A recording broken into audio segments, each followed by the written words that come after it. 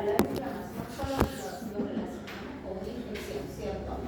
Y generalmente una infección, ¿por qué? Por una bacteria. Pero la infección puede ser por bacterias, por virus, por hongos, por parásitos. Agentes físicos o químicos, por necrosis. Ahora sus compañeros nos van a explicar todo este proceso de necrosis y van a ver que hay una diferencia bien grande entre necrosis y apoptosis. En la necrosis siempre va a haber inflamación. Reacciones tipo inmunitarias. Muchas, señorita, guarda el celular, eso es nuestro virtual. Guarda el celular. Estas reacciones inmunitarias pueden ser de diferentes tipos. El lupus va a generar esa cascada inflamatoria. Síndrome de Sjögren, que es otro tipo de enfermedad inmune, también tiene esa respuesta inflamatoria. Entonces, como podemos ver, esta inflamación se da por diferentes factores. Desde un simple golpe, procesos infecciosos, una necrosis. Como podemos ver, estas causas son diversas. Ahora vamos a ver todo lo que pasa en esa inflamación.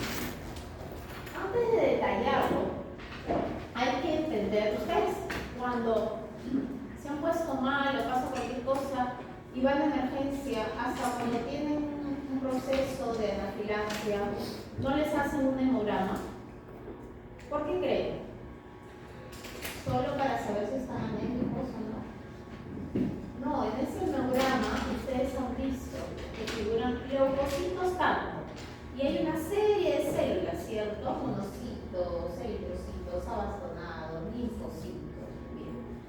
Todas esas células son las que responden en una inflamación, ya sea aguda o crónica. Tenemos a los linfocitos, tenemos a aquellos plasmocitos, la célula plasmática, los mastocitos, eosinófilos, macrófagos, etc. Todas esas células van a participar, son las encargadas de ¿qué? De eliminar el agente causal. Ese es el objetivo finalmente de toda inflamación, eliminar el agente causal. Y lo que el organismo busca es que con la primera respuesta de inflamación aguda se elimine el agente causal. Cuando no es posible, es que ya empieza una inflamación crónica. Pues finalmente, los que fagocitan esto son todas estas células. Ahora, ¿cómo llegan estas células acá? Vamos a ver ese proceso. ¿Sí? Que llegaron solitas, no, van a ver que todo tiene una secuencia ordenada. Y vamos a ver que no participan las mismas células en una inflamación aguda que en una inflamación crónica. Pero ¿cuál es la finalidad de esa inflamación? ¿Por qué es tan importante esa inflamación? Primero, contiene y aísla la lesión. Eso es su principal propósito. Destruir organismos invasores e inactivar toxinas. Eliminar los tejidos muertos cuando ocurre en la necrosis. Finalmente hay esa inflamación ¿para qué? Para eliminar ese tejido necrótico. Proteger frente a infecciones locales, que es lo que nosotros normalmente lo asociamos, ¿no? Inflamación e infección. Pero no siempre una inflamación va a ser a consecuencia de una infección. Estamos viendo que hay diferentes motivos. Facilita el acceso del sistema inmunitario a la zona afectada. Entonces, la inflamación es importante, por supuesto que es una respuesta importante y básica para nuestro organismo, porque ¿qué busca? Eliminar esa noxa. ¿En qué se caracteriza?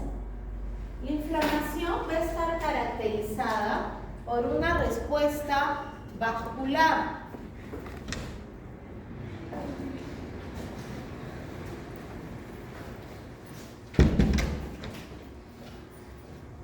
¿Qué más? Va a estar dada o va a participar diferentes mediadores como proteínas circulantes en el plasma y factores celulares de la pared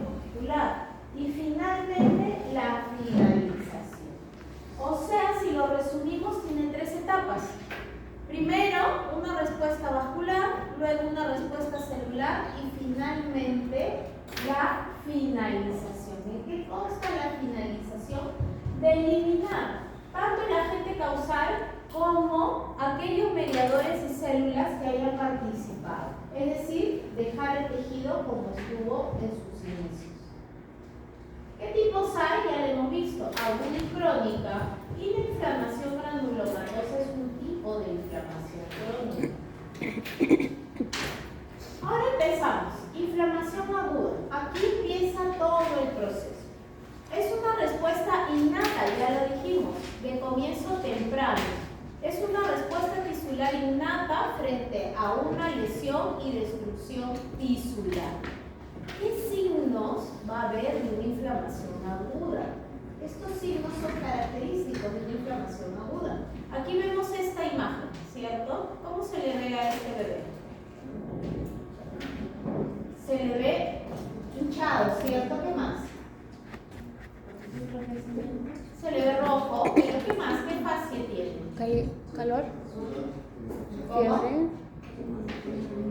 fiebre, aumento de la temperatura, Pero ese rostro, ¿de qué es?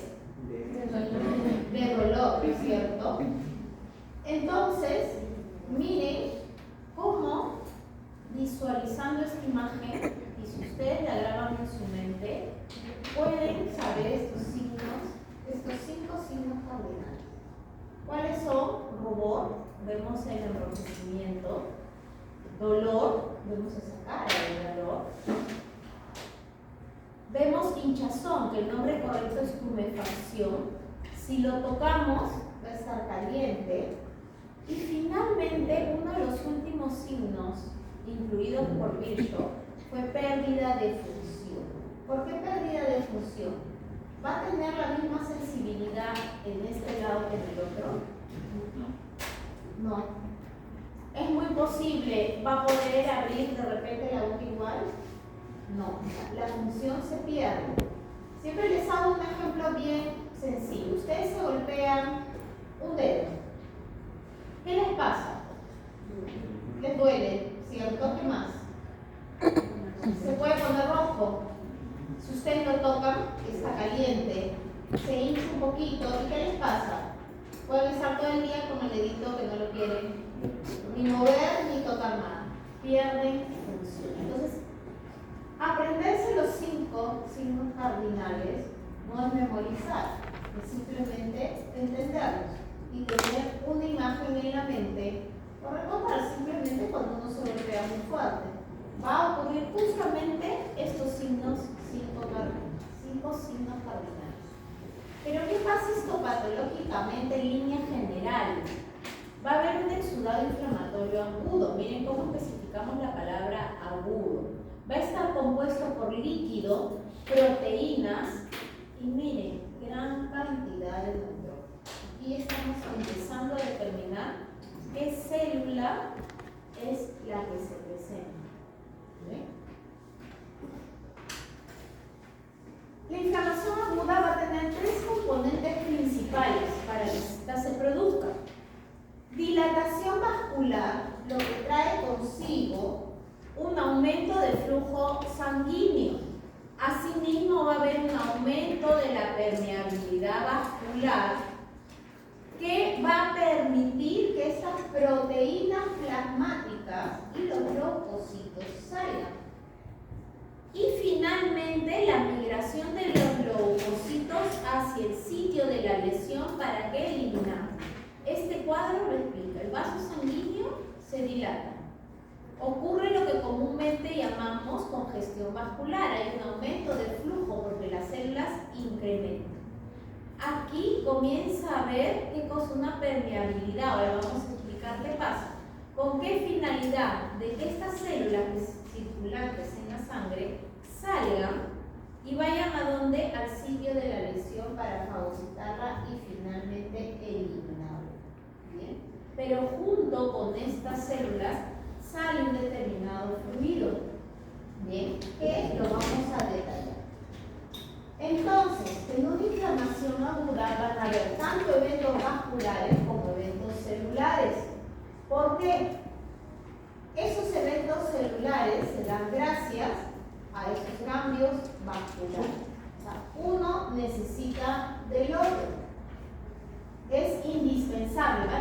que así lo expliquemos de manera independiente, todo ocurre como que de manera simultánea, pero lo explicamos cada caso para que sea entendido.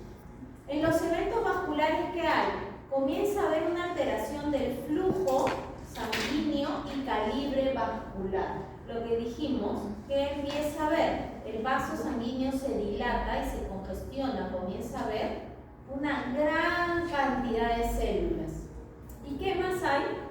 Una alteración de esa permeabilidad vascular. ¿Por qué? Vamos a explicar cómo empieza a haber una separación entre las células endoteliales. Ustedes saben que cualquier vaso, desde el capilar, vena, arteria, la primera capa, el capilar solo tiene una capa, pero en los tres casos la primera capa es de células endoteliales. Justamente esas células endoteliales se van a separar. Bien, lo que permite finalmente los eventos celulares. ¿Qué evento celular ocurre en inflamación aguda? Van a haber un predominio de polimorfos nucleares, principalmente neutrófilos. Entonces, ¿qué célula predomina en una inflamación aguda? Los neutrófilos, señores, aquí está, acá mismo está. Los que van son los polimorfos nucleares, pero ¿qué célula es la que predomina el neutrófilo? ¿Bien? Ahora acá vamos a ver un poco de la alteración del flujo y permeabilidad de los vasos sanguíneos. Normalmente, un vaso sanguíneo se encuentra en esta condición. Miren sus células endoteliales, una al costadito del otro. Aquí lo voy a explicar de manera general. La presión hidrostática y la presión coloidosmótica se mantiene estable, que es lo mismo que sale que lo que entra. Siempre en los vasos está saliendo fluido y entrando fluido. Eso es normal. Por eso acá ambas flechitas, tanto la azul como la verde, se mantienen iguales. ¿Bien? ¿Qué va a ocurrir normalmente en la inflamación? Hemos visto que un signo clínico es la tumefacción, ¿cierto? Ese aumento de volumen. Ustedes dicen, pues está aumentado, ¿no? De tamaño y sal. ¿Cómo se dio esa tumefacción? Por el edema. ¿Cómo se produce el edema? Aquí vamos a ver por qué. Comienza a haber, miren, un espacio entre estas células endoteliales. ¿Y qué va a originar? Que esa presión hidrostática aumente y la presión coloidosmótica disminuye. Entonces, ¿qué va a ocurrir? Más líquido, ¿dónde? Afuera. Porque lo normal que dijimos, sale lo mismo, entra lo mismo, ¿cierto? Pero cuando hay edema, no pasa eso. Sale más de lo que ingresa. Pero ahora vamos a ver, aquí allá dice sudado tras sudado, vamos a ver que hay diferentes tipos de tumefacciones, de edema. Uno de los más importantes es el exudado, que se caracteriza por tener alto contenido proteico. Pero en los tres casos que lo voy a mencionar más adelante, se va a dar justamente por un desbalance en la presión hidrostática con la coloidosmótica. La presión hidrostática aumenta y la presión coloidosmótica disminuye, ocasionando que haya más líquido afuera. ¿Bien? Aquí nos vamos netamente a la alteración del flujo sanguíneo y calibre vascular. ¿Qué ocurre en una inflamación aguda? Es decir, en la primera instancia de la inflamación. Primero, el vaso hay una pequeña constricción del vaso sanguíneo, pero esto dura, recuerden, segundos. Un segundo o dos a lo mucho. De ahí, ¿qué pasa? Hay dilatación del vaso sanguíneo. El vaso sanguíneo se dilata y aumenta la permeabilidad vascular. ¿Cómo aumenta? Esas células endoteliales se separan. ¿Por qué? Porque el mismo vaso se dilató. ¿Bien? Al haber esto, el vaso sanguíneo se congestiona, hay un aumento de ese flujo hay un aumento de estas células. Obvio, estas células llegan acá. ¿Por qué? Porque tienen que ir a la inflamación. Entonces, el ejemplo que siempre hago, cuando ustedes están, por ejemplo, en un ómnibus y está lleno de gente y están al medio, o mejor dicho, más fácil, están en el tráfico, que ese es el mejor ejemplo, que hay un montón de carros. El tráfico va rápido, se pone súper lento, ¿cierto? Esto mismo ocurre acá, comienza a haber un enlentecimiento de estas células, un enlentecimiento de la circulación. Eso se llama éstasis, patológicamente. Entonces, éstasis, ¿qué es? El enlentecimiento de la circulación. ¿Pero por qué está ocurriendo? Justamente eso está ocurriendo porque hay gran cantidad de células, hay una congestión vascular. Entonces el vaso sanguíneo no solamente se dilata y aumenta la permeabilidad, sino también se congestiona, originando éstasis. Entonces, cuando ustedes escuchen esa palabra a nivel vascular, ¿a qué estamos haciendo referencia? Éxtasis. ¿A qué? Éxtasis. ¿A qué? A un enlentecimiento vascular. Éstasis, aquí mismo lo he puesto. Enlentecimiento de la circulación. Eso es éstasis. Bien. Luego, ¿qué ocurre? Miren, aquí tenemos el vaso. Miren qué pasa. Esta permeabilidad va a permitir, ¿qué cosa? La migración de estas células que están circulando dentro del vaso. ¿Sí?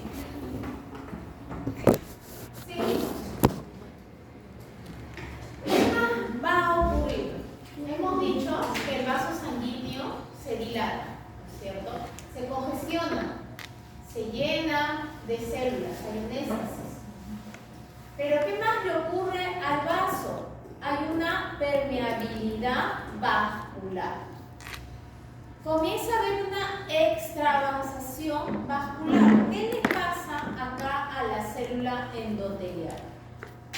Puede ocurrir una retracción o contracción de la célula endotelial, o también puede haber una lesión de esa célula endotelial. Casi siempre estas lesiones se va a ocurrir por quemaduras o por ciertas toxinas. ¿Y qué va a originar? Justamente esta permeabilidad. ¿A ustedes no les ha pasado alguna vez si alguien se ha quemado, no se forma, aparte de la ampolla, no se inflama y se pone rojo alrededor y se hincha y un edema inmediatamente, independientemente de esa vesícula? ¿Bien? ¿Qué está ocurriendo ahí? Inmediatamente se lesionó y comienza a haber mayor salida de fluido. Ven que toda esa respuesta clínica tiene una respuesta interna, hay una respuesta en el organismo. Lo que yo les decía inicialmente, comienzan a haber cambios bioquímicos, enzimáticos en una célula. ¿Y qué trae consigo? Cambios en los tejidos. Y finalmente, ¿en qué se traduce? En una manifestación clínica. Entonces, todo lo que nosotros observamos clínicamente tiene una respuesta. ¿Por qué es importante la inflamación? Porque en nuestro diente también hay inflamación. Hay una respuesta. ¿Por qué? Porque en nuestro diente hay pulpa. ¿La pulpa qué es? Tejido conectivo. Y la inflamación se produce en todo tejido conectivo. ¿Por qué es importante entender entre agudo y crónico? Porque eso nos va a permitir a nosotros identificar qué tipo de antiinflamatorio darle. Ven que todas estas ciencias básicas se correlacionan a final de cuentas. ¿Por qué? Porque eso también definir qué tipo de medicamento le van a dar a un paciente, ya lo van a ver en farmacología. Pero tienen que tener idea de qué células participan para determinar qué tipo de medicación usar o qué proceso se está dando para determinar si eso es un antibiótico o son antiinflamatorios. Bien, entonces todo al final de cuentas está correlacionado. ¿Por qué me detengo un poco en esto? Porque a veces lo sienten un poco tedioso esta parte. Mucho nombre, muchas partes, pero es importante que tenga una noción, al menos básica, de lo que ocurre en la inflamación, para que ustedes entiendan diferentes procesos que se van a dar en la cavidad bucal. Entonces, si entendemos, al menos yo no pretendo que entiendan todo, obviamente para el examen tienen que estudiar ciertas partes, pero al menos que sí tengan una idea clara de lo que pasa en la inflamación aguda, lo que pasa en la inflamación crónica, para que así comprendan esas manifestaciones clínicas. Entonces, volvemos acá. Esta permeabilidad vascular finalmente se va a dar por esta separación que ocurre entre las células endoteliales. Esta separación se puede dar tanto por una retracción o contracción que origina un incremento del espacio o también por una lesión a nivel endotelial. Pero en ambos casos, ¿qué permite? La salida de estas células y también la salida excesiva de fluido. La salida de estas células, ¿por qué son tan importantes? Porque estas van a ser las responsables realmente de eliminar el agente causal. El ganglio linfático, ¿por qué lo pongo acá con asterisco? Por lo general es el encargado de ¿qué? De limpiar estos líquidos extravasculares. El flujo que aumenta en ese momento finalmente es resuelto por un ganglio linfático, lo que permite eliminar el edema. Ustedes, ocurre la inflamación aguda, está todo hinchado, no va bajando gradualmente porque el ganglio linfático es el encargado. Cuando un paciente con edema no resoluciona, cuando sobrepasa lo que el ganglio linfático puede resolver, o cuando el paciente ya está teniendo algún otro tipo de complicación que hace que este ganglio no cumpla su función. Pero finalmente ese edema, ese exceso de líquido que hay, es eliminado por ese ganglio linfático. Bien, lo que les decía al comienzo, ¿no? Puse toda una diapositiva donde ese edema puede ser de tres tipos: exudado, trasudado y el exudado es un líquido pero con alto contenido proteico. El trasudado es lo contrario, con bajo contenido proteico. Y pus, miren lo que es la pusa, es un exudado inflamatorio purulento. Miren, es una respuesta a una inflamación.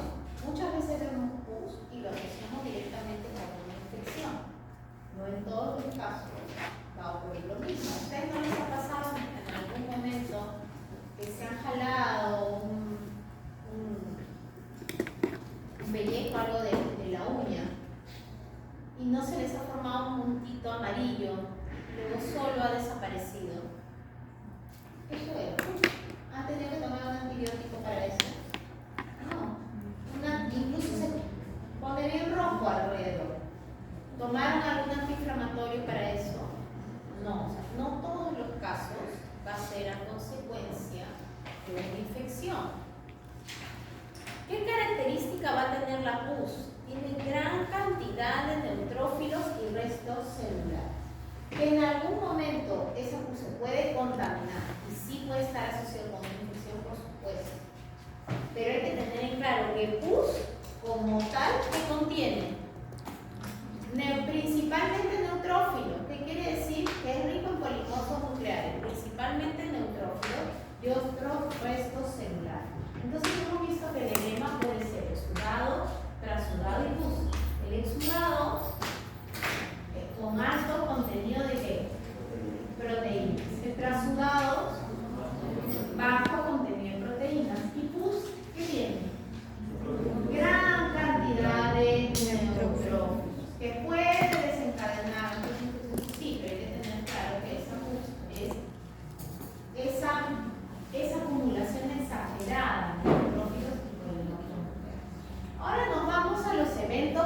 vasculares.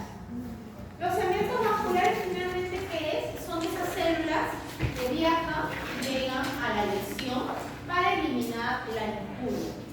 Pero a alguien se le ocurrió ponerle un determinado nombre a cada parte que cumple. Es como que yo me vaya de acá hasta la pared. Y cada paso que doy le pongo un nombre. Eso mismo hicieron con los segmentos vasculares. 8 partes. El reclutamiento. ¿A qué le suena reclutamiento? Agrupar. Era lo que dijimos inicialmente, esa congestión vascular, ¿cierto? No dijimos al comienzo, el vaso sanguíneo se dilata, se congestiona. ¿Y qué origina? Que la circulación se ponga más lenta, el éxtasis, ¿cierto? Bien. Esa acumulación de células, solo de células, es el reclutamiento. ¿Qué es la marginación? La marginación es cuando la célula que está reclutada comienza a acercarse a la pared endotelial. Otra definición. ¿Qué es la adherencia? Es cuando la célula se adhiere al vaso. ¿Qué es la migración? También llamada diapedesis. Es cuando la célula, es la capacidad de la célula de pasar a través de la célula endotelial para poder salir del vaso. Luego, ¿qué viene? La quimiotaxis. La quimiotaxis es la capacidad de la célula de llegar a la injuria o a la noxa a través de una gradiente química. Bien. La fagocitosis es cuando la célula, ¿qué hace? Se come, fagocita, no sé si se come, fagocita esa injuria, esa noxa. ¿Y qué ocurre después? Se liberan los productos y finalmente hay una lisis o apoptosis. Ahora van a ver qué es apoptosis. Mira, acá está ocurriendo una apoptosis, un tipo de muerte celular. ¿Pero es buena o es mala para nuestro organismo? Es buena, porque se está encargando de ¿qué? De eliminar lo que queda. Entonces, era lo que les decía hace un momento, que inicialmente decíamos, ¿no? Se congestiona y esas células salen y llega a la lesión. ¿Qué células son? Polimorfos nucleares, principalmente neutrófilos. Pero miren cómo al salir cumple diferentes pasos. Y cada uno, como les dije, tiene un nombre y una definición diferente. ¿Les quedó claro o desean que les repita esta parte? Repito. Primero hay el reclutamiento, que es ese agrupamiento celular. Hasta ahí quedó claro. Aparte, primero tienen que entenderlo, porque les aseguro que en el libro de Robin ustedes lo googlean pero entiéndanlo, aparte de escribirlo. Luego, ¿qué pasa? La marginación, la capacidad de la célula para dónde llegar a la pared del vaso. Luego, ¿qué ocurre? La adherencia, se pega, esa célula se pega al vaso sanguíneo. Luego, ¿qué viene? La migración, también llamada diapedesis. Es cuando esta célula sale del vaso sanguíneo a través de las células endoteliales. De ahí que viene la quimiotaxis. Esa célula salió, pero tiene que llegar a la lesión. ¿Cómo llega? Por quimiotaxis. La capacidad de la célula de llegar al sitio de la lesión a través de una gradiente química. Bien. Luego, ¿qué viene? Finalmente, ¿para qué llega? Para fagocitarlo, para comerse. Luego, ¿qué pasa? Estos productos que comen se liberan y finalmente ocurre la lisis o apoptosis, que es el proceso final, es lo que busca justamente esta célula, este polimorfo nuclear. Pero miren en la siguiente diapositiva, lo vemos, es lo mismo, pero lo vemos microscópicamente. Primero ocurre que dijimos el reclutamiento, ¿cierto? Luego, ¿qué pasa? Marginación. La marginación, miren, la célula que hace, hay un montón que empiezan a hacer, a pegarse. ¿Qué era esto cuando ya se pegó? La adherencia. ¿Qué era esto? Migración. La migración o diapedesis.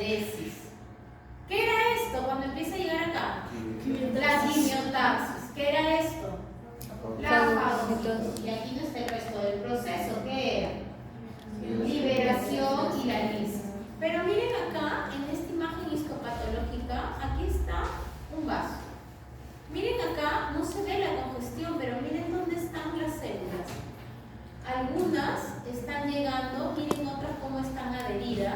Y miren acá, en esta, qué bien se logra ver que la célula está saliendo.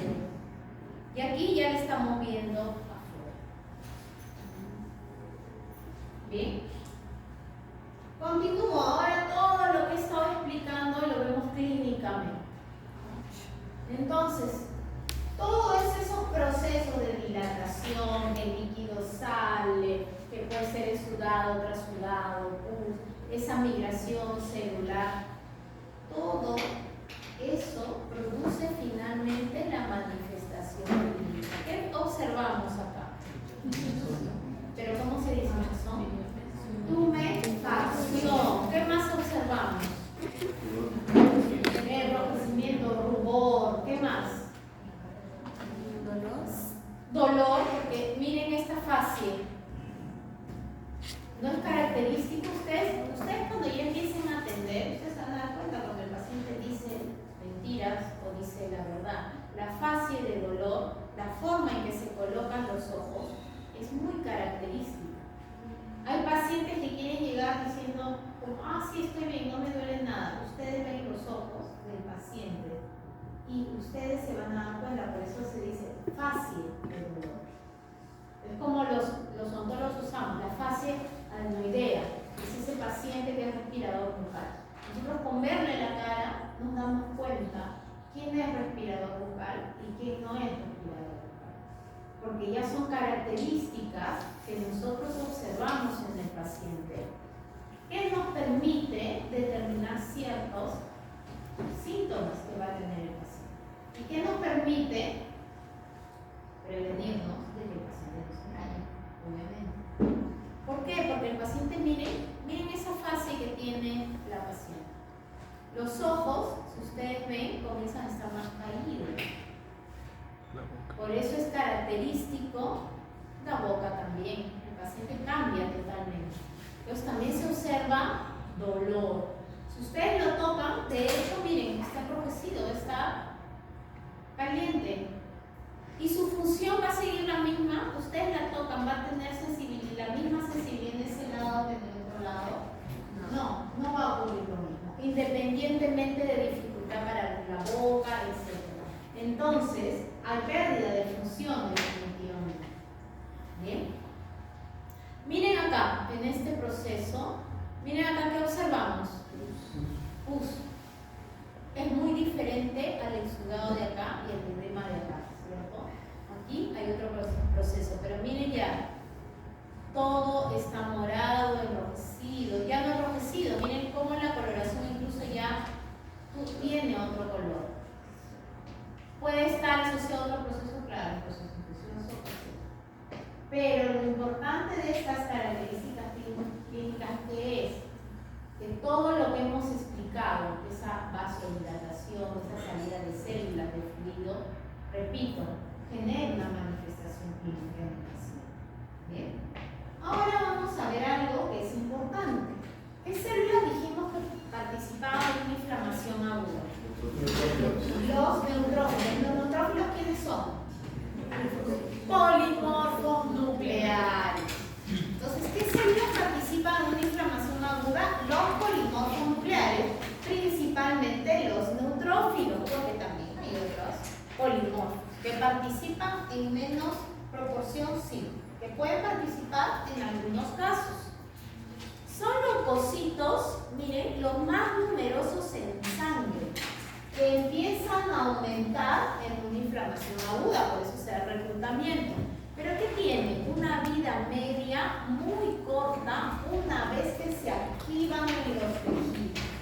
Entonces, esa vida media al ser corta, tiene que hacer que elimine rápido la injuria.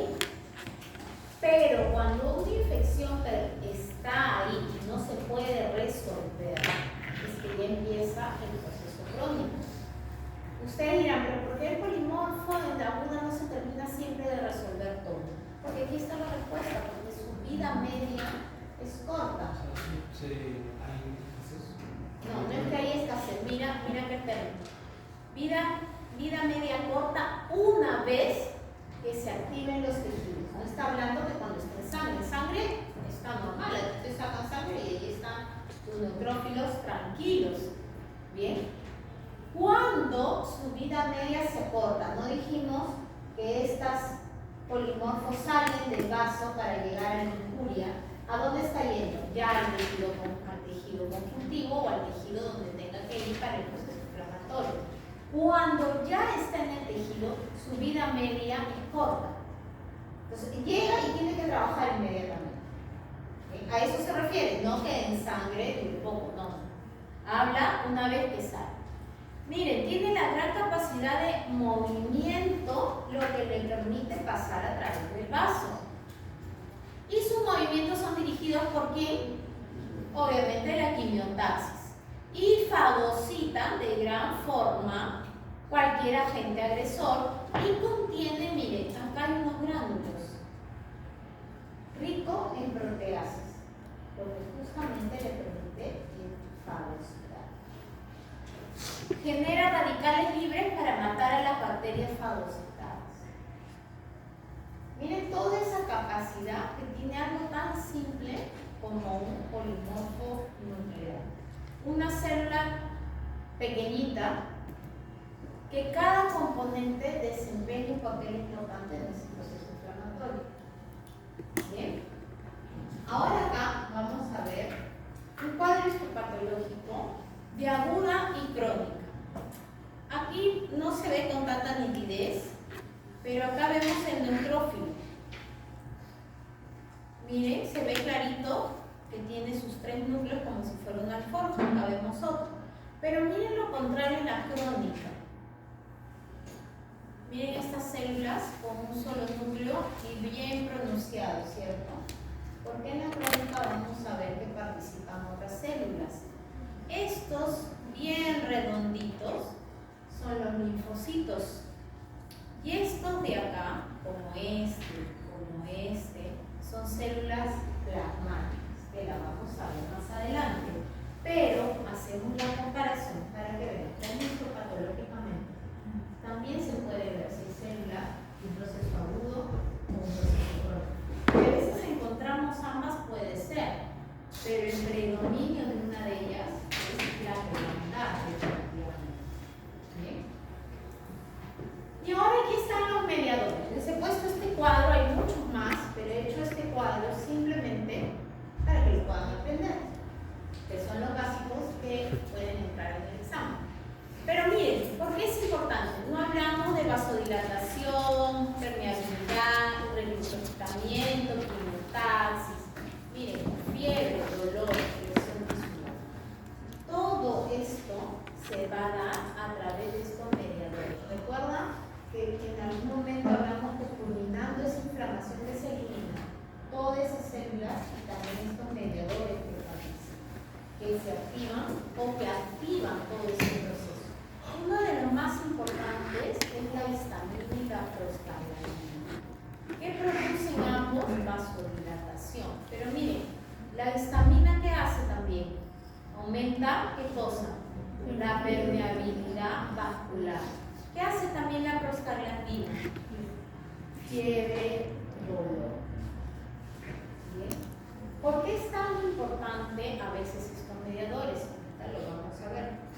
Porque justo estas sustancias, llamadas antiinflamatorios, estos químicos, van a ayudar a bloquear estos mediadores. Por tal motivo, ¿qué hacen? Controlan el proceso inflamatorio, que muchas veces tiene que ser controlado, porque es necesario, sí, para eliminar la injuria, pero lo tienen que controlar, claro, porque en algunos casos te va a producir fiebre y mucho dolor. Entonces tiene que ser combatido. ¿Cómo lo combaten normalmente?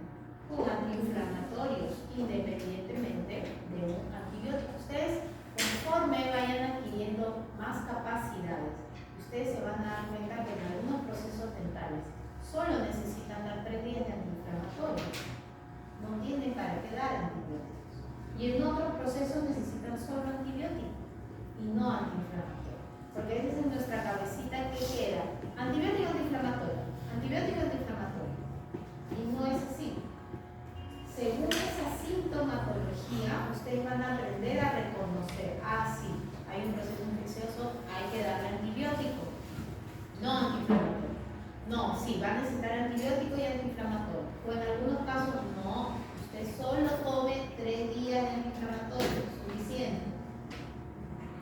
porque van a haber manifestaciones características de cada proceso. Que lo van a aprender ahorita, de un cacho no. Cada curso nos ayuda a adquirir esa capacidad de apoyo. Para que cuando ustedes estén en clínica, ya puedan tener una mejor capacidad de distinguir diferentes procesos. ¿Bien? Seguimos. Mediadores celulares, miren. Unos son celulares y otros son derivados del plasma. Los celulares está la histamina y del plasma el sistema de desinina, la vía de coagulación, sistema trombolítico y vía de complemento. ¿Qué es el sistema de complemento? Esta parte es más tediosa, ¿no es cierto? Más para aprendérselo, pero es importante que al menos sepan los títulos, los nombres. ¿Por qué? Porque estos mediadores, estos sistemas de complemento son los que finalmente activan esa vasodilatación, permiten esa vasoconstricción, permiten esa permeabilidad, ocasionan fiebre, ocasionan dolor. ¿Bien? Los que vino de la noche a la mañana, no, fueron causados por esos mediadores y ese sistema de complemento. Ese sistema de complemento está formado por un montón de proteínas y receptores de la membrana. No vamos a aprender esas 20 proteínas, no. Somos odontólogos. Para algunos médicos que se dedican a la biología, lo terminan aprendiendo toditos. Se presenta en forma inactiva en el plasma, o sea, siempre está en el plasma del paciente. Pero desencadena reacciones en cascada cuando el organismo lo requiere, como en la inflamación. Sus funciones, miren, potenciar justamente esa respuesta inflamatoria, facilitar la fagocitosis y dirigir la lisis de células, incluyendo la apoptosis. Entonces, ustedes se dan cuenta, este conjunto de proteínas son básicos para ese proceso inflamatorio. Cuando algo falla, ese proceso inflamatorio va a responder de una manera eficiente. No va a haber una respuesta eficiente. Por eso es importante que ustedes tengan en su cabeza que los mediadores, sobre todo la histamina y la prostaglandina, para que tengan una idea, así como el sistema de complemento, son importantes. ¿Por qué? Porque activan todo ese proceso necesario para la inflamación. Todo lo que explicamos hace un rato, que al menos creo que me lo han entendido, ¿cierto? La vasodilatación, la permeabilidad, la migración, todo ese proceso, ¿quién lo comanda? Estos mediadores y este sistema de complemento. Es como nosotros, el caminar, el reírnos, tener frío, ¿quién comanda todo eso? Nuestro cerebro, a través de todas esas interconexiones, de todas nuestras neuronas. ¿Por qué creen que un paciente, cuando tiene un ACV o un accidente cerebrovascular, no a veces, qué secuelas le quedan? No puede hablar bien, no puede caminar. ¿Quién nos comanda eso? El cerebro. Acá igualito. Toda esa respuesta inflamatoria, ¿quién nos comanda? Todos estos mediadores y ese sistema de complemento. Y acá hay un cuadro que lo ven y es horrible, ¿cierto? Yo se lo voy a explicar bien facilito. Acuérdense de esto, el ácido araquidónico. Apareció este ácido araquidónico. ¿Cómo aparece? Porque las fosfolipasas activan a los fosfolípidos de la membrana celular para que se active este ácido araquidónico. Este ácido araquidónico sintetiza la ciclooxigenasa y la lipoxigenasa. ¿Por qué es importante este ácido araquidónico? Parte de lo mencionado anteriormente.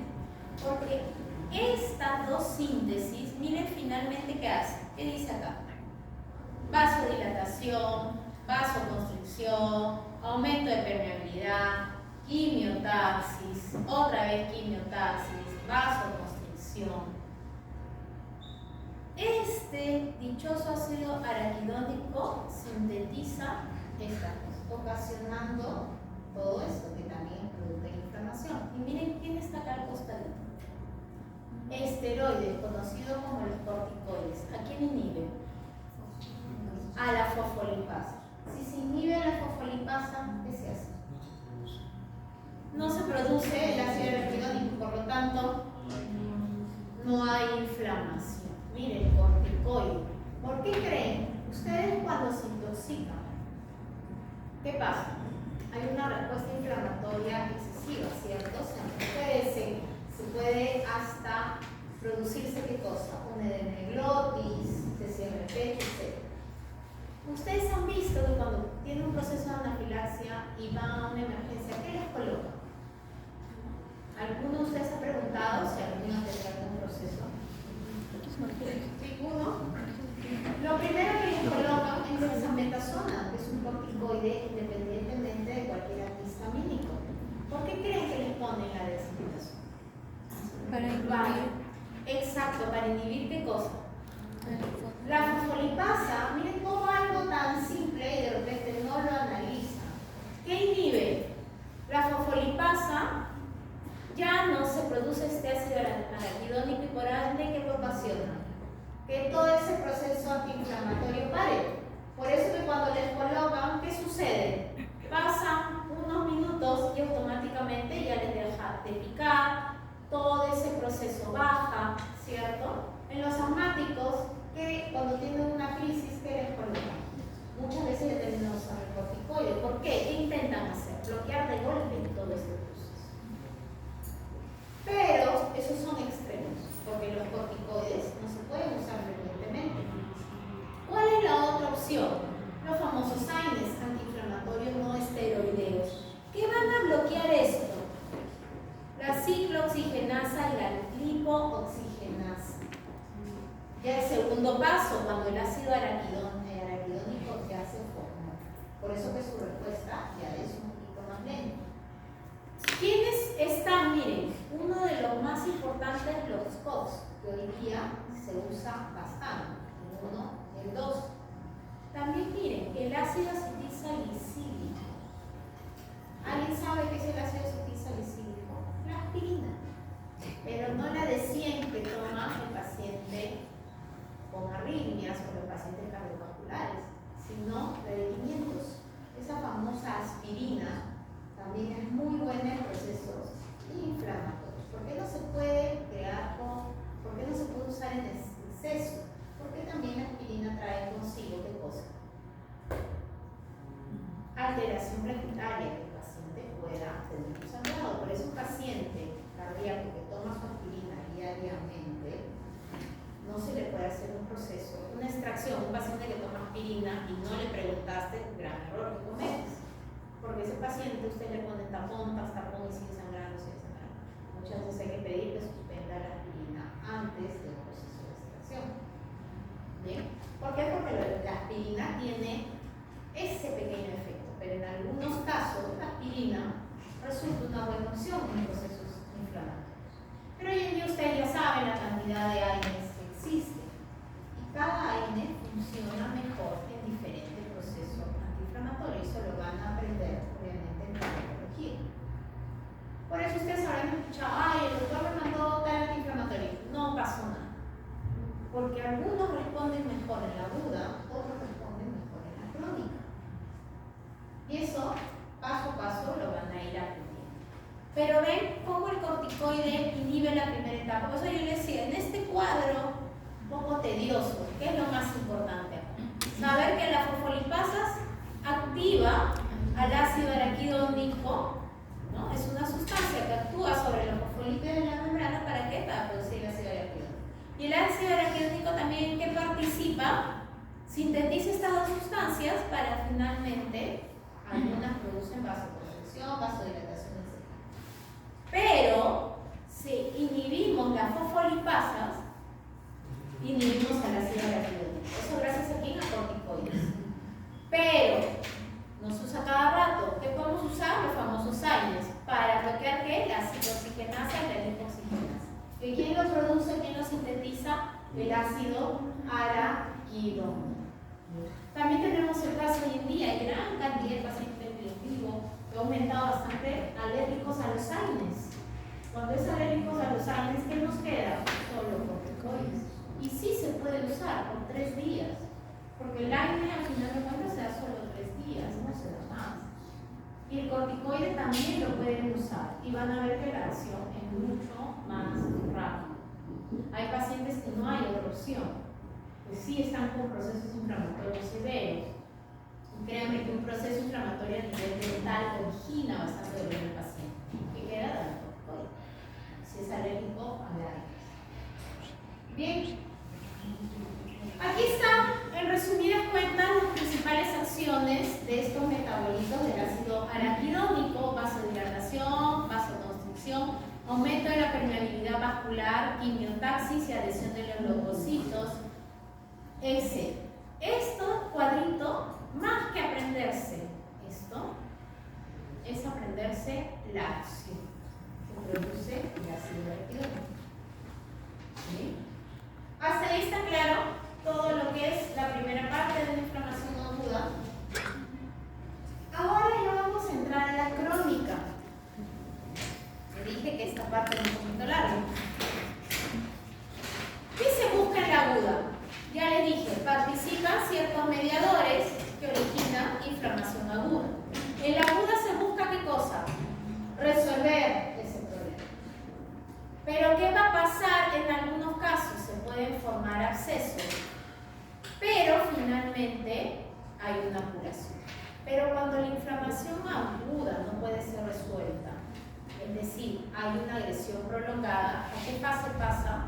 A la crónica. La crónica también busca finalmente esa curación y regeneración celular. Ahora, ¿a qué se va a deber esa inflamación crónica? Infecciones persistentes, toxinas persistentes, muchas enfermedades autoinmunes, como ya les mencioné, originan esas respuestas inflamatorias. Que no va a ser controlada una respuesta aguda, obviamente, porque ya es una enfermedad autoinmune. Ahora nos vamos a la crónica. ¿Qué es una inflamación crónica? Es una respuesta a una agresión prolongada. ¿Qué lo origina? Infecciones persistentes, enfermedades por hipersensibilidad, brotes repetidos de inflamación aguda, lo que normalmente ocurre en el tiempo. En la pieza dentaria hay procesos agudos. ¿Qué hace el paciente? Se toma algo, pasa.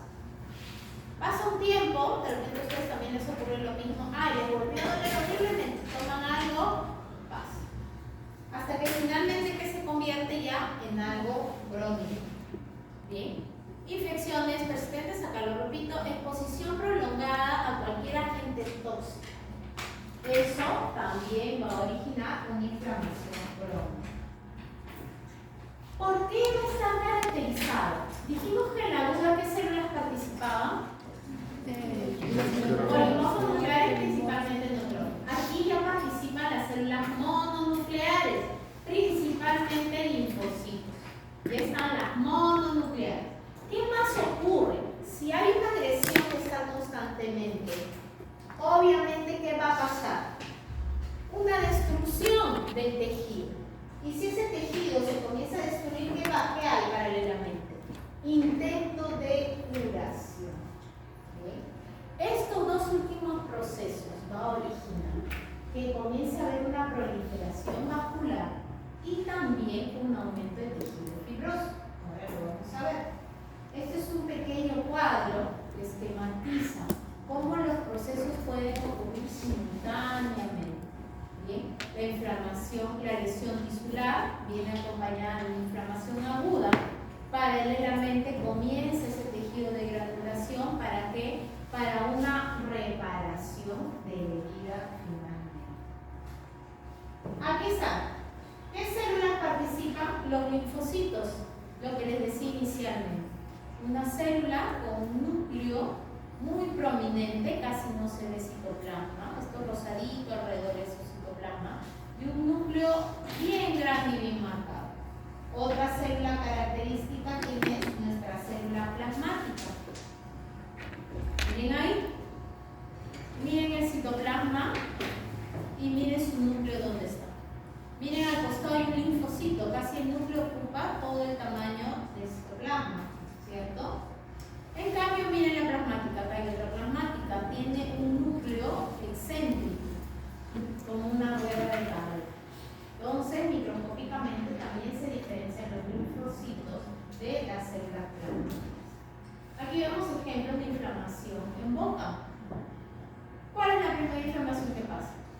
Gingivitis, ¿cierto? Una gingivitis crónica, característico. ¿Qué pasa? Encías enrojecidas, sangrado, al cepillado. Acá abajo ya vemos una periodontitis. Acá arriba vemos la gingivitis. Acá ya vemos periodontitis. Aquí vemos periodontitis. Miren cómo ocurre las lesiones en boca. Se generalizan, ¿no? Por un lado puede haber gingivitis, por otro lado ya comenzamos a ver periodontitis. Pero miren qué pasa histopatológicamente en una gingivitis. Aquí vemos nuestro epitelio. Normalmente el epitelio de la mucosa oral es festoneado. Es así, forma unos festones. Aquí vemos festones. Esto es encía. Miren cómo el epitelio cambia su arquitectura y aumenta justamente esta proporción, ocasionando una cantosis. Una cantosis es un aumento de tamaño del epitelio por una hiperplasia en el estrato retinoso. Pero ¿qué ocurre principalmente? Miren todo el infiltrado que hay de células mononucleares. ¿Podemos distinguir acá linfocitos de células plasmáticas? No, pero sí podemos darnos cuenta que neutrófilos definitivamente no hay.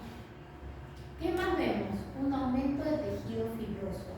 Y miren lo que observamos, más vasos sanguíneos de lo normal, porque hay una proliferación de vasos sanguíneos. Aquí está más cerquita. Aquí ya podemos distinguir mejor linfocitos. Gran cantidad de linfocitos. Lo que ustedes observan acá son capilares. Otro capilar, otro capilar, otro capilar.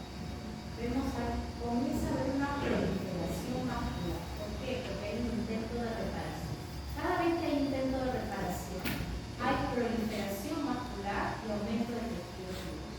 Eso es característico de la inflamación.